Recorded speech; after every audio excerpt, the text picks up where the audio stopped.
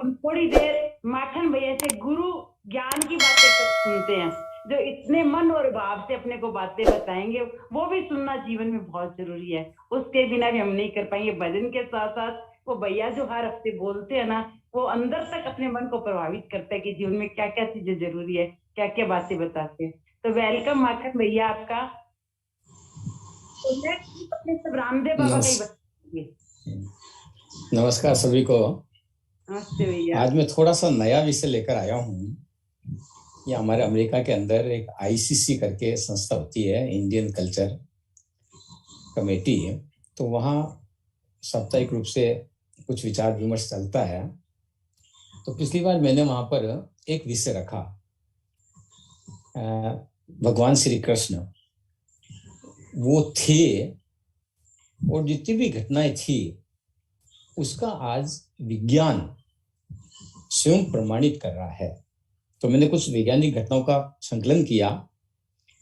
अभी Saudi Arabia द्वारा एक नया शहर बनाया जा रहा है, नियोन नाम का। आपने न्यूज में देखा होगा, नहीं हो तो देखना। वो 1925 तक बनकर तैयार हो जाएगा। उस शहर की विशेषता क्या होगी? वहां कृत्रिम बारिश कराई जाएगी, कृत्रिम चंद्रमा रात को उगाया जाएगा। वहां की जो कारें हैं वो सड़क पर भी चलेगी, पानी में भी चलेगी और हवा में भी उड़ेगी। ऐसे ही पूरे शहर का ऊर्जा, वो सौर ऊर्जा का उपयोग किया जाएगा और घरों पर अधिकतर काम वो रोबोट्स ने द्वारा किया जाएगा। ऐसे ही ये साइंस का मतलब 1925 में वो शहर तैयार हो जाएगा और आप में से जो संभव हो वो शहर जाकर जरूर देखना। ऐसे ही एक ब्राजील देश है जहां का मुख्य व्यवसाय, वहां महिलाएं अपनी कोख किराए पर देती है। पूरे विश्व के अंदर एक नया चलन चला है कि बच्चे को पैदा करने के लिए 9 महीने का कष्ट वर्तमान की आधुनिक महिलाएं सहन करना नहीं चाहती। तो वो 30-35 लाख रुपए लेकर और आपके भ्रूण को अपने अंदर ट्रांसफर कर लेती है और 9 महीने बाद में बालक को आपको दे देती है। तो ऐसा सरोगेट्स बच्चे जो कहते हैं, इस तरह का एक भारत में भी शुरू हुआ है, कई देशों के अंदर चल रहा है। ऐसे ही अभी आपने एक घटना देखी होगी, 2 मंजिला मकान पंजाब के अंदर एक स्थान से उठाकर दूसरे स्थान पर ट्रांसफर कर दिया। पूरा मकान ऐसे कैसे ट्रांसफर कर दिया। ये सारी बातें मैं इसलिए बता रहा हूं कि कृष्ण काल के अंदर समय में कुछ लोग कहते हैं कि आपने तो बड़े चमत्कारिक नाम देकर, और कृष्ण की उत्पत्ति हुई थी नहीं हुई थी, इस तरह का विज्ञान था या नहीं था, ये कपोल कल्पित बातें हो सकती है। तो वर्तमान साइंस जिस प्रकार से डेवलप कर रहा है, अब देखो इंद्र ने वहां पर बारिश की, तो कृत्रिम बारिश हो सकती है, यह आज का विज्ञान सिद्ध करता है। भगवान श्री कृष्ण ने अपने अंगुली पर पर्वत को उठाया, तो अभी जैसे हमने 2 मंजिला मकान को शिफ्ट किया है, वैसे पर्वत को भी सिस्टम से उठाया जा सकता है। तो ये असामान्य बात नहीं है।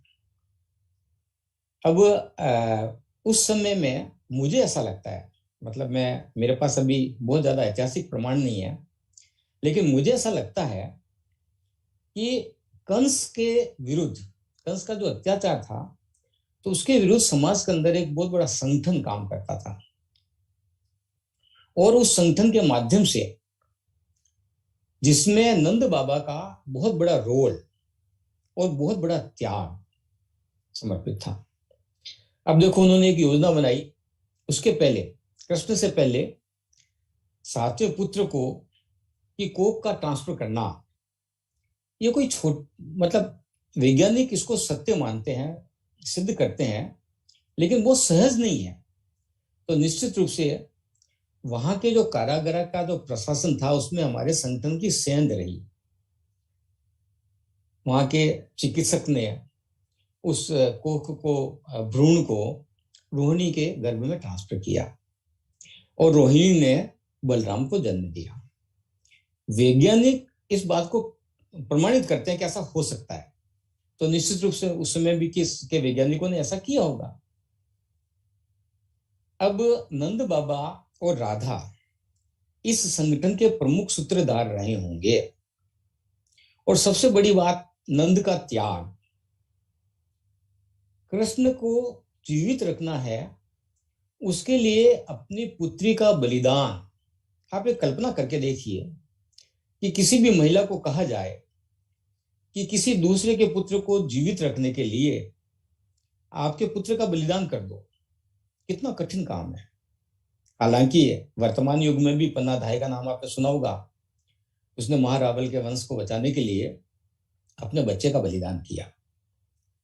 तो उस युग के अंदर इतना बड़ा त्याग, और उसको पता था कि मेरी बच्ची को ले जाकर कृष्ण की जगह पर जब मैं रखूंगा तो कंस उसको बड़ी निर्दयता पूर्वक से मारेगा। लेकिन तत्पश्चात भी वहां के समाज ने नंद बाबू को तैयार किया कि इसके लिए एक समर्पण, एक बच्चे का समर्पण करना है, और उसके लिए आपको बड़ा कठोर हृदय रखकर अपनी बच्ची को देना है। तो नंद बाबा ने मतलब मैं मानता हूं कि उससे बड़ा त्याग शायद नहीं होगा। पैसे का त्याग बहुत बहुत आसानी से कोई कर सकता है, लेकिन अपने बच्चे का मृत्यु के लिए त्याग करना, किसी दूसरे को बचाने के लिए, ये एक नंद बाबा का बहुत बड़ा त्याग था। और योजना पर पूर्वक कृष्ण को मथुरा से ट्रांसफर किया गया। अब देखो, आज का साइंस ये भी कहती है कि अगर कोई व्यक्ति निर्धारित समय पर, मतलब घड़ी चौकड़ी देखकर बच्चे का जन्म करवाना चाहे तो करवा सकता है। पहले ऐसा मानता था कि बच्चा तो भगवान की प्रदत्त देन है, उसके जन्म का समय निर्धारित नहीं किया जा सकता। लेकिन वर्तमान के अंदर ऐसी साइंस है कि आपको कब गर्भ ग्रहण करना है और किस तिथि को किस चौगड़ी में बच्चा पैदा होगा, वो डॉक्टर ऐसा करवा सकते हैं। तो उस समय प्लानिंग बनी कि जिस समय कृष्ण ने गर्भ धारण किया उसी समय नंद बाबा के यहाँ भी माँ यशोदा गर्भ धारण करे, और जिस पल कृष्ण पैदा होगा उसी पल यशोदा एक कन्या को जन्म देती। अब लगता था उस समय कि माँ कौशल्या का मन कमजोर हो सकता है, वो इस घटना को शायद सहन नहीं कर पाएगी। तो माँ यशोदा को ध्यान में लाए बगैर नंद बाबा ने अपने कलेजे पर पत्थर रखकर कृष्ण के एवज में अपनी पुत्री को दिया और कृष्ण का लालन पालन किया। इस प्रकार के उदाहरण हमारे वर्तमान इतिहास में भी पाए जाते हैं। मैंने पहले बताया, पन्ना धाय का नाम आपने सुना, हम तो सब राजस्थान के लोग हैं, जानते हैं। तो पन्ना धाय का कि ने अपने बच्चे को उस राजा को मरने के लिए दिया और रावल मेवाड़ के वंश का की रक्षा करी। अब ऐसे ही कृष्ण को जो टोकरी में छिपाकर लाया गया, उसका भी वैज्ञानिक कारण रहा होगा। किस तरह से इतनी भरी हुई यमुना नदी को पार करना और उसी समय पहुंचाना, इस तरह के भी उदाहरण हमारे इतिहास में मिलते हैं। जैसे छत्रपति शिवाजी औरंगजेब से में जब वो कैद हो गए थे तो उनको फलों की टोकरी में छिपाकर उनको वहां से पार कराया गया। तो निश्चित रूप से इस प्रकार का विज्ञान उसमें बड़ा समृद्ध विज्ञान था। जब मैं ये विषय आईसीसी में बोल रहा था तो एक अफगानिस्तान के खान साहब थे, उन्होंने कहा देखो हमारा अफगानिस्तान भी पहले कभी हिंदू बादशाही का एक भाग हुआ करता था, लेकिन हमारी आपसे एक शिकायत है। मैंने बोला क्या शिकायत है? तो उन्होंने कहा कि आप अपने हिंदुस्तान के अंदर, अपना शब्द यूज किया, अपने हिंदू राष्ट्र के अंदर बहुत उच्च श्रेणी का विज्ञान था। अभी आपने वो बॉम्बे वाली घटना सुनी, 2 ट्विन टॉवर को 9 सेकंड के अंदर ध्वस्त किया। ऐसे ही एक घटना आपने सुनी होगी, अमेरिका से ड्रोन के थ्रू आक्रमण करके अफगानिस्तान के अंदर एक आतंकवादी को मार रहा था। अब ये सारी बातें मिसाइल है, हमारे विज्ञान में रही है। तो उसने कहा कि हमारी एक शिकायत ये है कि आप अपने यहाँ पर जितना भी विस्तृत विज्ञान था, समृद्ध विज्ञान था, तकनीक थी, उस सबको आपने धार्मिक लामा पहनाकर, उसको आपने देवी शक्ति बताकर, चमत्कार बताकर, उस साइंस को आपने आगे नहीं बढ़ाया। उसी साइंस पर आज का पूरा विश्व काम कर रहा है। जितनी भी घटनाएं, जितनी भी मिसाइलों का वर्णन, जितने भी शस्त्रों का वर्णन महाभारत में, रामायण में, कृष्ण काल में हुआ है, उन सब का निर्माण वर्तमान का विज्ञान कर रहा है। लगभग वैसा ही विज्ञान, जैसे अपने शब्द बेनी बाण चलाते थे, बिना देखे हुए लक्ष्य कहाँ है, शब्द को देखकर बाण चला करते तो बाण वहीं जाकर लगता था। इसी प्रकार का अमेरिका और अफगानिस्तान में कितनी दूरी है, लेकिन उसकी गूगल मैप से उसकी बालकोनी पर अमेरिका से ड्रोन से हमला करके उस व्यक्ति को मारा गया। तो इस तरह का विज्ञान हमारे यहाँ था। तो हम सबको भी इस बात की कल्पना रहनी चाहिए, या इस बात का शोध हमको करना चाहिए कि हमारे पुराणों के अंदर हमारा जो प्राचीन वैदिक इतिहास है, उसकी जो वैज्ञानिक तथ्य हैं, वैज्ञानिक सत्यताएं हैं, उसके प्रति हम गर्व भी करें, उसका शोध भी करें। और ये हमारे लिए बहुत खुशी की बात है, अच्छी बात है कि हमारे काल में विज्ञान भी उसी दिशा के अंदर निरंतर प्रगति कर रहा है। विज्ञान के जितने भी आविष्कार हो रहे हैं, अब जैसे वो जो शहर बन रहा है, नियोन शहर सऊदी अरब के अंदर, वहां कृत्रिम बारिश की जाएगी। मतलब वो जिस खेत पर जिस सीजन में जब चाहेंगे वो बारिश करेंगे। अब लोग कहते हैं इंद्र कुपित हुए, इंद्र ने बहुत तेजी से वर्षा करी, तो ये देवी चमत्कार नहीं, ये वैज्ञानिक चमत्कार। और ऐसा वर्तमान युग में देखने को मिल रहा है, मिलेगा। ये शहर ज्यादा लंबा नहीं, 1925 में तैयार हो जाएगा और 1925 तक आप सभी रहेंगे। इस शहर को नियोन नाम है इस शहर का, आप कभी जाना और देखना। ऐसे ही चंद्रमा, इस शहर के अंदर प्रति रात्रि को चंद्रमा भारतीय तिथि के अनुसार एकम, दूज, तृतीया, चतुर्थी को चंद्रमा का जो स्वरूप रहता है, वो स्वरूप वो कृत्रिम रूप से उस शहर के अंदर बनाएंगे। तो जितने भी हमारे यहाँ और जितनी भी वहां पर शक्ति का मतलब ऊर्जा का प्रयोग किया जाएगा, सौर ऊर्जा का प्रयोग किया जाएगा।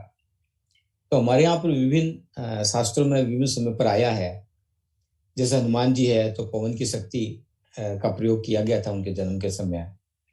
कर्ण है तो सूर्य की शक्ति का, ऊर्जा का प्रयोग किया गया था। युधिष्ठिर है, धर्मराज की शक्ति का प्रयोग किया गया था। तो इनका कोई साइंटिफिक उपयोग करके इस प्रकार के प्रतिभावान बालकों का जन्म, और जितने भी शस्त्र अभी मिसाइल वगैरह बन रही है, अस्त्र शस्त्र बन रहे हैं, वो सारे हमारे विज्ञान में रहे हैं। उनकी खोज करने की आवश्यकता है। और मैं आज के दिन नंद बाबा को निश्चित रूप से प्रणाम करना चाहूंगा कि अगर बलराम के जन्म में उन्होंने जो सहयोग किया, कृष्ण के जन्म में जो त्याग किया, उसके कारण हमको भगवान श्री कृष्ण हमें मिले। तो सबसे बड़ा त्याग, अपनी पुत्री का त्याग करना बहुत बड़ी बात है। इस पर सोचना, विचार करना। तो नंद बाबा को भी प्रणाम करते हुए आज की वाणी को विराम। नमस्कार। बहुत अच्छी बात भैया। एक बात सुनिए भैया, इतना विज्ञान का ज्यादा हो जाएगा तो भगवान पे लोगों को विश्वास रहेगा क्या भैया?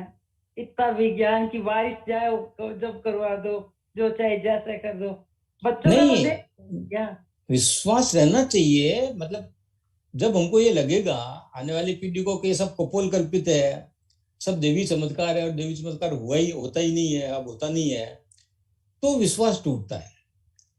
जब हमारा इतिहास, हमारा विज्ञान, हमारे महापुरुष, हमारे भगवान शक्तिशाली थे, संपूर्ण कलाओं में निपुण थे, तो प्रेरणा मिलेगी कि हमारा बालक भी उन कलाओं में निपुण बने। श्री कृष्ण ने जो 16 कलाएं सीखी वो गुरु के आश्रम में रहकर सीखी ऐसा नहीं कि ऊपर से भगवान विष्णु ने आशीर्वाद दिया और उनमें आ गई। अगर ऐसा हम कहेंगे तो हमारा बालक मानेगा ही नहीं कि मैं कृष्ण बन सकता हूँ। आपका पुत्र कृष्ण बने, आपका पुत्र राम बने, ये कब होगा कि जब वास्तव में कृष्ण थे, राम थे, एक मानव से वो महामानव बने, जीरो से अनंत तक गए वो। तो हम किसी भी ईश्वर की आराधना, उनका भजन तपस्या इसलिए करें कि हम उनकी प्रेरणा लें, उनका अनुकरण करें और वैसा बनने की कोशिश करें। अगर और वर्तमान समय में जो धर्म के प्रति बालकों का ध्यान हट रहा है, उसका कारण यही है कि उनको लगता है कि ये सब चीजें तो किद्वंतियां हैं, और किद्वंतियां हैं तो हमारे जीवन में हम शायद कृष्ण बन ही नहीं सकते, राम बन ही नहीं सकते, तो फिर कृष्ण और राम का अनुसरण क्यों किया जाए। तो मेरी तो प्रेरणा ये है कि आपके घर में कृष्ण पैदा हो, हमारे घर में राम पैदा हो, और उन कलाओं में निपुण हो। और ऐसा कोई चमत्कारिक चीज नहीं है जो हम प्राप्त नहीं कर सकते हैं। ये बात ठीक है कि पहले मंत्रों के आधार पर, फिर तंत्रों के आधार पर, और अब मशीनों के आधार पर वो उपलब्धियां प्राप्त की जा रही है। तो मंत्रों के अंदर भी शक्ति होती है, तंत्रों के अंदर भी शक्ति होती है, और मशीनों में भी शक्ति होती है। तो विज्ञान का स्वरूप बदलता है, लेकिन वो सारी चीजें हम प्राप्त कर सकते हैं। सही बात है, बहुत सुंदर बात की भैया। Thank you so much.